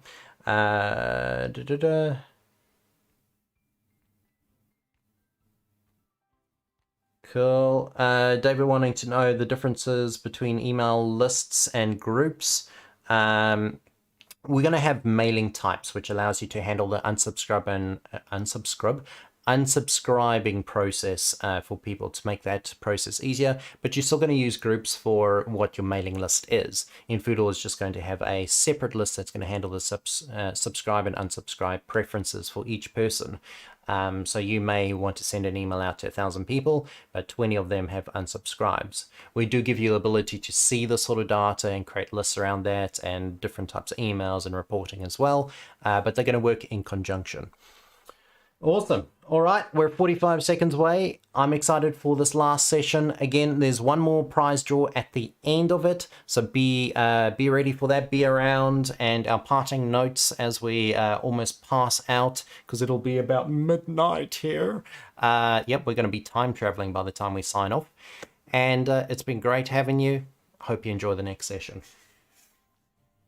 Yep, I moved everything around so that I could show you the live demo. I haven't a clue how to get to the next session. Click that button, hope that this thing works. What's new in the pipeline? Show your graphics so that I've got 7 seconds to hit another button. We won't panic. 2 seconds. Welcome to this next session with me, Richard. I'm the founder of infoodle, and I'm looking after the technical side of what's going on with the product. And this session here is to discuss the things that have been happening over the past year, some highlights that would be of interest to you, I hope, and the areas that maybe you're not particularly investigated as yet. So we just want to make sure we pull those out so you can have a look at it. But also some of the new and exciting things that we're about to release and are working on for imminent release. So hold on to your hats and let's start exploring what these different areas are going to be. One key aspect of infoodle is customization. Every organization that we deal with is slightly different, and you want a product that works for you and in the way that you think and the way that you operate. And in order to achieve that, we have to build in quite a degree of customization. So we work very hard on that area. With customization comes a bit of complexity, but the goal is to make it simple and straightforward to use and logical for you, depending upon which type of organization that you're in. So you're going to be using different types of customization depending upon your organization. So not all of these will be useful for you, but we just want to highlight them so you can start your brain thinking about how it could work. So one of those is contact types. So contact types is a way of identifying the different types of contacts that you've got within your database. It's flexible, so you can do it in any particular way you want. Contact type is just a term that we've come up with that's hopefully generic enough. So it could be a donor, it could be a beneficiary, it could be a organization, it could be a person who works for that organization, it could be a trustee member, or it could be a volunteer. So you've got different ways, different types of different categories maybe of people and of contacts that you're trying to work with, and as a result you want to be able to see and focus on different types of data for those people. So what we've done is enabled you to create a view based on each of the types of people that you've got within your database. So as you can see on this screen, we've got 4 different types of contacts that have been particularly named, and you've got a default. So anybody who hasn't got a particular type configured. So you can see here on the left, we've got things that can be shown to the user, can be the personal areas, photos, history, those kind of things. And yet when you come over to a grant application type organization, then we're only looking at personal and history. Within that, there are different fields that we can capture. So Dave will go into this in more detail so you can explore that. But just to get your ideas thinking, this is how different contacts are viewed within infoodle, and you can customize it or not use it depending on what you're doing. So in one of our other sessions, you'll be able to explore this in more detail. Obviously, there's information on the help system as well. So just to give you an idea how this could operate within the system, let's go across to our infoodle support contact, and you can see we've got information here, how the tabs are all organized across the top, and we've got a contact type here across the top here. So if I edit that, I can change that to a grant application member.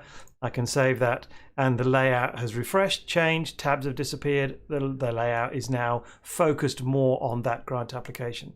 So that's one system that runs across the whole of your platform, one configuration across the whole platform. So whatever you configure for one works for everybody. So that's worth keeping in mind. But hopefully it will give you a lot more flexibility about how that works. The other aspect which is related to this is the actual layout on the page. Often we've been asked, well, we're actually focusing on one area, like the files, for instance, and we need that on every page, and finance is another common one. So when I'm looking at a profile, I want to make sure I'm looking at those particular pieces of information. So we've enabled this functionality within the profile layout. So under administration, we've got profile layout, and you can see here, these are the different types of blocks that you're able to put on the profile page. So those that are blue with an eye that is showing means that they are visible, as opposed to these that are not visible. And we can move those around. We can make them visible or not, depending upon what it is that we're doing. Some exist on both sides, like connections does. So it just depends on how you want to view it, and you can click save on that to view that. Again, we'll have a look at that in more detail. But what's happened is that the infoodle support page has now been changed, and we've got the notes and connections appearing up there. You can also personalize it to your own view. So you as a treasurer may be looking at it differently from a fundraiser, for instance, and so you want to be looking at different types of information. So you can configure it in your own page layout, and you can see we've got the standard structure, but I can actually have groups showing on this page as well, because that's the way I like to look at it, or I can restore it back to the default if I've made a mistake.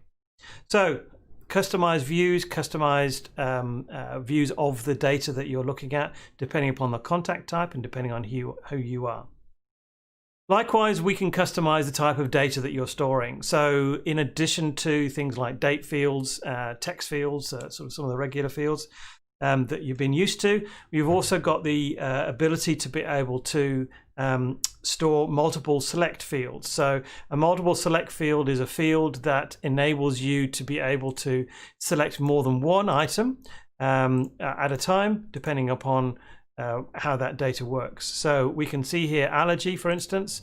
When I edit allergy, then I've got a different type here. You can see there's a pencil mark over on the side, and I can choose not only one of those, but I can also choose peanuts as well, and horses. So I've got lots of allergies, so I can record that and we can report against that as well. So it's just a quick way of being able to have multiple items, multiple data values against a particular contact for whatever purpose suits you. Okay, so with that, I'm showing the detail. Lastly, there is the ability to be able to recognize the relationships between your contacts. So we've got households or organizations. As you're aware, we've also got groups where we can connect people outside of their household. We've also, for a number of years, had the idea of a person link field. And a person link field means that one individual contact can be linked to another individual contact from any other part in the database, but this is linked in a one-to-many relationship. So one sponsor may sponsor multiple beneficiaries. Okay, so that's a fairly common. A teacher may look after multiple pupils. All right, so we've got different one-to-many scenarios. However, it becomes increasingly clear that I could have a many-to-many relationship.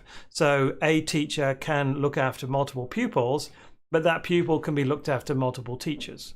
So it becomes a many-many relationship, and so we needed to enhance that. So what we built is a connections process. So a connection screen enables you to have multiple relationships with different people. So we can see here infoodle support has got a connection with Fred Hunter. So infoodle is a chair of whichever group it happens to be, but they're a chair, and Fred Hunter is the coffee runner. So we can also add more. So infoodle support is also connected to Fred for the purposes of he is a treasurer and he is also the coffee runner. So you've got the same person can be connected to the same people for two different purposes. So it's a way of recognizing the different relationships that people have. So you've got the pupil teacher, you've got who's a chair, who's a treasurer, what type of relationship have you got with this other person, and you can be connected with many other people. There's no limit on that, and there's no limit on the types of connections that you can have. It's simply a lookup field that we've extended to be a multiple lookup field, so you can create that in a normal way.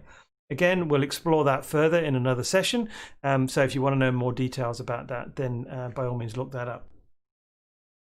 So finance is another area we've been doing a lot of work on this past year. One area is a pledge drive.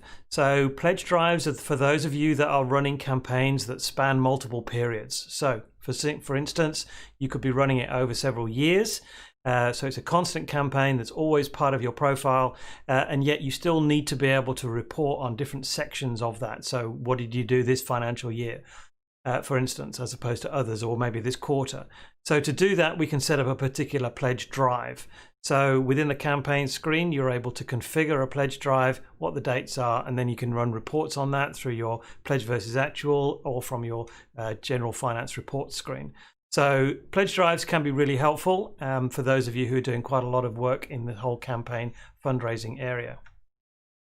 An additional area that we've fairly recently put in place is the ability for your receipts to not only go out as they have been before, and we've done some performance tuning around that as well, is we've also enabled you to be able to include, or by default it's included, the receipt as part of the actual email that goes out. So it's something that's been asked for a while, and there's been technical challenges around why we haven't done it, but we have now achieved those, and we're now, every email that gets sent out, it does include a copy of the receipt intact, so that those users who are having difficulty in downloading their files, their receipts, are now able to get those straight away. They can still click the link, and it still requires that link for a download as a backup function for some people, where emails may struggle in that way, but you can basically now incorporate those PDFs, or it's by default it will now incorporate those PDFs for you, so hopefully will reduce the number of calls you get from certain people. So another aspect of improvement we've been building on in the finance area is Go Cardless. So for many of you, particularly in the UK, Go Cardless is a key payment provider for you to be able to get those transactions in. It's great because they are doing it via direct debit, therefore the costs are significantly less, and they're capped at £4, unless they go above £2,000, I think it is. But basically there is a more manageable cost associated with doing direct debits. So Go Cardless is an extremely common mechanism for doing that, so we want to have made that available for you. So yeah, we'd encourage you to use that. It is available in other countries, but just check to make sure that it is available for non-profits, because they've got certain business types that they support and that they don't support, depending upon which country it is. It is a UK-based originated company, and so therefore they support everything within the UK. It's not true of Australia, not true of New Zealand. Australia it does support, but New Zealand it doesn't. So, related to finance is that recognizing the fact that the data that you're storing within infoodle is quite sensitive, very sensitive in fact, and probably the weakest area of connection to infoodle is the username and password that you guys manage. And so it's well known to be a weak area within any system. So what we've done is enabled two-factor authentication. So this is where you have a username and password, but you also have your phone, which gives you a unique code to be able to access the system. So it takes 3 pieces of information to be able to get into your system. So anybody who's using finance, particularly, we really encourage you quite strongly to actually use two-factor authentication where you can. So in order to do this or encourage this process, we've added in the ability within the administration roles area. You can now see there's a login settings, and login settings has at this stage only got one option, which says I want to enforce two-factor authentication from this date. So what it means is that you can set a date in the future which says from this date onwards, then our users must have two-factor authentication enabled. So when I click save on this now, you can see nothing's particularly changed, but when I log in, I come to my dashboard, I'm going to get a big warning message which says you need to make sure that you set up your two-factor authentication. Once you have passed that date of the 29th of October, nothing else is possible within this system other than completing your two-factor authentication. So that's a key thing we want to encourage you to use and to give you protection over the data that you're working on. So that's two-factor authentication. Finally, in terms of things that have already been implemented, is cascading workflows. So some of you have been working on workflows and started to incorporate those within your processes, and that's great to try and automate some of the aspects that you're doing. Some you will find I've actually got multiple workflows and I'm duplicating the work that I'm doing here as far as setting them up. And so if I make a change, I've got to make a change in multiple places and things like that. So what we've enabled is the ability to have cascading workflows. So when you've got more than one workflow workflows and you want to repeat it, then when I edit that particular workflow, you can see one of the steps that I've got available to me is that I can add to a workflow. So clicking on that means I can choose the other workflow to fall onto. So it will trigger in the normal way that this workflow has. It will go through the various steps, and then it will be passed on to the in this case the welcome email workflow that I could then also be referencing from other workflows. So hopefully it's an efficiency thing for you, makes it clearer to manage and maintain your various workflows. All right. There's been plenty of other changes, but those are the ones we particularly want to highlight to you. So now comes some of the exciting stuff as to what it is that we're actually going to be working on in the future. And so some of these will be done on slides, some of them we'll be able to show you. So starting off is data management. So data management is an area that, for those of you who've been with us for a while, we've been working with and trying to produce a system that is workable for you. We've actually had 3 iterations of this, but we're confident we're on the right lines now. So we're working through the process to release this to you before the end of the year. So in order to do that, it's going to have quite a lot of sophistication around it. It's certainly going to enable you to be able to add new contacts, manage your add new contacts, to update in bulk new contacts. So it's going to help with deduplication as well. So it's going to present to you the likelihood of duplicate contacts in a much more friendly way, and do it in real time, certainly within your regular day-to-day activities as well. So it's going to be quite a powerful solution to this more bulk area of data management. A lot of what we do, whilst we've got workarounds that you've been working with using workflows and the like, this ability to be able to manage bulk changes is a key thing we want to do. And a lot of you are going to be able to add bulk people because you get them from other areas. Other systems that you're integrating with enables you to get lists of data, and you want to be able to bulk add them in, making sure there's no duplicates, those kind of things. So we're working quite hard on this. It's a primary activity that we're doing at the moment to be able to get that out to you. So that's the data management area that we're working through. A smaller piece that we're going to be adding on then is a room management piece. So room management means that you're going to be able to have a billboard of activity which shows you all of the different events that are going on today within your facilities. So if you're operating an office, for instance, or a church that's got multiple rooms, you want to be able to see what's going on when, who's involved, who's not. So as you can see from the slide, we've got a screen which is identifying when things are happening, who's involved, where it is, and any particular notes about it. So hopefully that will be able to surface that information to you in a helpful way. It's coming from the event screen, so you'll be adding events in as you would do normally and then surfacing out using this special screen. So that's a room schedule. It's a small area, but it's something that is helpful to a particular number of people, and to visualize the calendar as we're looking at things. So the help system is another area that is of particular concern to us to make it really helpful. Again, we've been through 2 other iterations of the help system as we've grown and learnt about better ways to communicate with you, and as the tools that are available within the environment have improved as well to give better functionality. And so what we're embarking on is a process to be able to upgrade all of our help. So we're reviewing all of it, updating the screenshots, updating the videos, and migrating the content over to a new system, which not only presents things in a more logical and friendly manner, has a much better search system as part of it. So hopefully, as you can see on these screens that we're looking at, you can also control whether it's light or whether it's dark. So that's again a bit more friendliness for you, for those people who like to have the dark mode on, which is very common these days. So we can again, it's all about making that helpful. And the more help it can be, then the more that you can get out of infoodle, and the better use you can make of it, so you don't have scratching your head all the time. So we want to make that help helpful. So we also want to make it searchable. So it's, as with any help system, it's tricky to find the information that you want. Often you need to know the right search term that you're looking for before you can find what you're actually looking for. So it's a constant challenge to make that usable. So this new help system, part of what we're exploring with this is actually a rather fun aspect, which is AI. So using artificial intelligence, we can use a search tool to be able to search into our system using language that means something to you and gets translated into the language that is in the help system.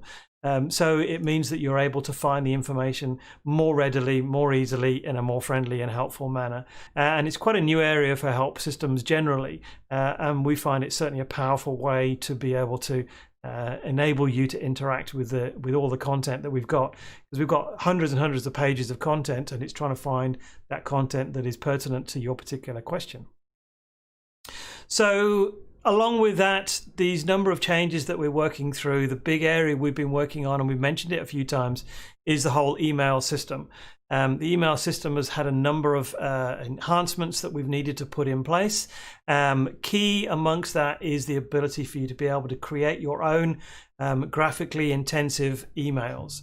And so you can see with the screenshot that we're showing now, this new email system enables a designer similar to ones you've used in other products, maybe at MailChimp, maybe at Constant Contact, maybe some of these other ones that enable a kind of graphic building your newsletter type email. And so we really want to make email to be helpful and beautiful as well, to be able to enable you to communicate out with your partners and your community in a way that is more attractive and more interactive for them to be able to communicate with. So not only is there a new designer, there's a new layout. We've worked really hard on this user interface to make it more clean in terms of how you're interacting with it, what data this screen requires, ensuring that you're only seeing the information that you really work on regularly. So from that perspective, hopefully the work has been worthwhile. So you're looking at some of these screens, and hopefully once we've released that, you'll find that it's a lot fewer clicks to be able to get to what you need, and you'll be able to more clearly see and configure in your own way how you want the email to operate. So yeah, it's a big enhancement. Not only does it include design changes, there's also unsubscribe processes that are built in. Again, we're going to be exploring this in a lot more detail in one of our other sessions. So dive into that one for a page by page, have a look at in terms of how this new system is going to be working. There's fundamentally, you can still use the email system as you do today, but there are significant enhancements that are going to mean you've got a lot more control, you've got a lot better email system, basically. So the last thing we want to highlight is another area we're working on. We're fully recognizing that we're living in a COVID world, and so whilst some countries are doing better than others, there are still this challenge around how we manage our people within a COVID situation. And one of those areas is you need to gather as an organization to make decisions. Making decisions has traditionally been done by voting, and so traditionally you need to be together to make that vote. That, in some cases, is impossible, but yet your organization still has a requirement to continue, and so voting online is really the only mechanism. So we should be rolling out some changes which will enable online voting to become part and parcel of how you can make decisions as an organization, and there are securities around it and the normal parameters that you'd expect in order to ensure that your vote is legitimate and recognizable. So we're working on that at the moment, and we hope that to be released fairly soon in order for you to be able to carry on in your normal functions, your AGMs, those kind of things that need to happen with multiple people within this COVID environment. So that's a number of the changes that we're immediately working on. Some now, some soon to come out. So watch out for these changes. We do notify changes within our updates area within the help system.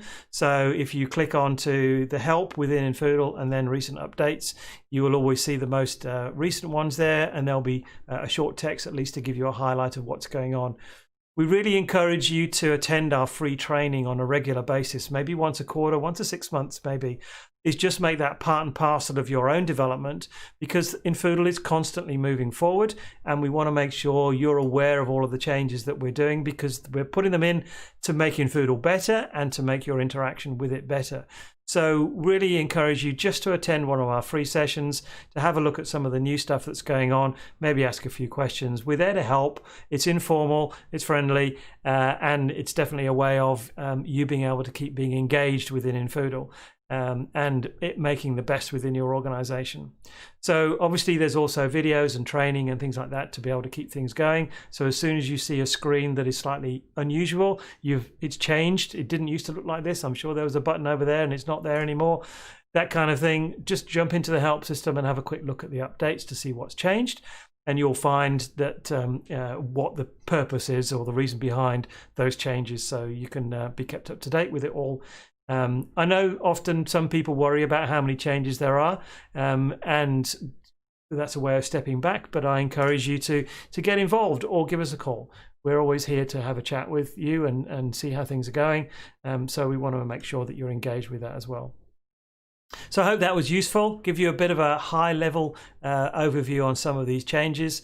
As we said, there are more in-depth sessions to have a look at some of these things in more detail. So jump into those and have a look at those. Otherwise, I hope you enjoyed it.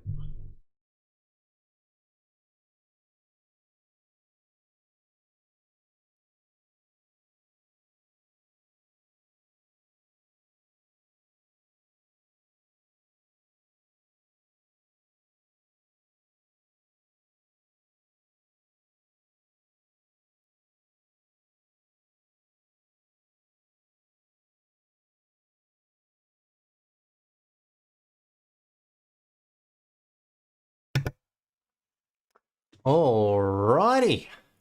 Welcome. I hope you got excited by that. I can see some people in chat are certainly excited. A lot going on, and we just keep developing.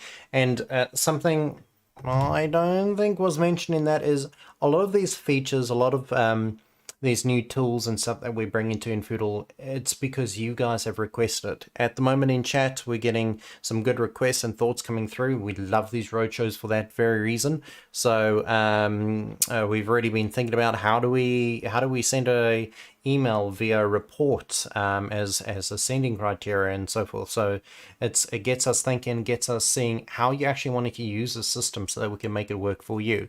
So do give us that feedback. We want to know what is going well for you, absolutely, but especially how can we improve the system so it keeps saving you time, keeps making life easier. Cool, so we're officially at the end of this training session. I do so many training sessions. I'm sleepy, it's almost midnight. This roadshow, that's what I was going for on the first take. But it doesn't end until we've given away our prizes. So let's look at that. We have Terry Guard. Do we have a Terry Guard in chat? Yes? No? Maybe? Otherwise you got 15 seconds before I read out the next name. Terry Guard. Don't break our streak now. We've had lots of people answering. Terry Guard? No? Maybe? Possibly? I'm so excited to give it away. Come on, Terry. Don't let the team down. Okay, next name. Leanne Crockett. Do we have a Leanne Crockett in chat? Leanne Crockett. Come on, team. I've got a thumbs up. I don't think Tom is a Leanne Crockett, but you got me excited. Chat's over there. That's why I'm showing you my ear again. Come on, we've got a mug for you. We've got some goodies. Rebecca Moy. Mo? I think it's Moy is how you pronounce it. I'm sorry if I've said that wrong. Are you in chat, Rebecca? Okay, we'll give 15 seconds there. So a lot of still interaction going on. Just going to see if anything's been missed still, other than the thumbs up. Where are you, Terry? I know. Come on, Terry. Everyone in chat's getting excited for you, Terry. Okay, I'm going to wait 10 more seconds and then we're going to do something crazy. I'm keen to use infoodle more and more and move some current office functionalities, etc., like a calendar diary function to the main package would be a good addition. Yeah, so we've got many different features to grow with your need. Okay, we haven't had an answer from any of our three, letting the team down, so we've got to give it away though. So the first person to post their form ID, their registration number, gets the prize. First person. So I just want the 4-digit number that you would have got. I think it's 4 digits. Should be 4 digits. There we go. Fastest on the trigger. Laura Nightingale. Well done. Oh, Liz, just too slow. Just slightly too slow. Laura, you've got it. You've won it. Well done. We've got a mug and coasters coming your way. I can see Alkia's typing away on our spreadsheet. So someone will be in touch with you if we haven't already got contact details to see where we send that and so forth. Tom, I like the enthusiasm, still posting it in hopes. Who knows? Maybe there'll be some secret prize draws. I don't actually know. Don't take that as there's definitely prize draws. Alrighty, thank you so much again for everyone that joined us. It's been great having you here. I know it was a much shorter and more watered down version than what we did for the Southern Hemisphere. The good news, however, is those videos will be available online on our website. You can also review the entire stream. It's still up on YouTube if you want to just see the raw 6.5, 7 hours worth of footage and just skip through to the part you care about. If you can't wait till next week to see the pre-cut sessions. Hey, it's midnight. Something else that's special for you guys is we are in the process at the moment of working out the logistics of setting up a UK office so that we'll have feet on the ground there so that when we do something like this, we can dedicate more time. We have done in the past roadshows in the UK physically, but obviously with the current climate of things, so to speak, that makes things a little bit harder. So but we are working on trying to get some boots on the ground over there so that you don't have to listen to this accent, but you can listen to an accent you're actually used to. That, I don't know, is that a positive or a negative? I don't know. It could go either way. Some people don't like their own accents. I don't know. UK offers would be great. Absolutely. We're pretty excited. Got no real details to share on you other than share to you. The midnight tongue has started. But that we're working on it. Thank you very much. Great. Short road show, hey. It's, yeah. And no road was involved. No roads were harmed in this production. Your accent is great. Okay, cool. Well, we'll make sure that the boots on the ground are Kiwi then. No, who knows? Who knows? Alrighty, thank you so much. Again, reach out to us. Use the support tickets. You can even try give us a call if you get us at the end of your days. It'll be early for us, or vice versa. We can work around that. We do have training sessions, so head over to infoodle.com and click the training button. So there are some nights that we dedicate to the UK office, the UK clientele. I better stop soon, shouldn't I? And we've got a support button. When you're on the CRM, we've got a support button that side. Yep, down there. When you click that, it gives you some recently asked questions. It gives you links to some of our blog posts, and it also allows you to submit a ticket to us. So it works out who you are, all the information we need to help you, and then you can write a message, I need coffee, and send it to the entire team, and we'll try to work out how to send you coffee. That doesn't actually happen, but we do sometimes send you mugs, apparently. So we can help you with your technical challenges or answer some questions. We're here to help. Don't get to a stage where you're banging your head against a wall. We do encourage you to try work it out yourself, because that will empower you and help you retain the knowledge. But if you're really struggling, reach out to us. We want to help you. Cool. That's the parting thoughts. Thank you so much again. I can't express enough how grateful we are to have you guys engaging and to have you guys as clientele. And for those of you that aren't clients yet, we'd love to do a demo with you and get you part of the infoodle family and see, is infoodle actually even right for you? Cool. Thanks, guys. See you later. Until next time. The catchphrase. Twirling. Keep calm and in foodle on.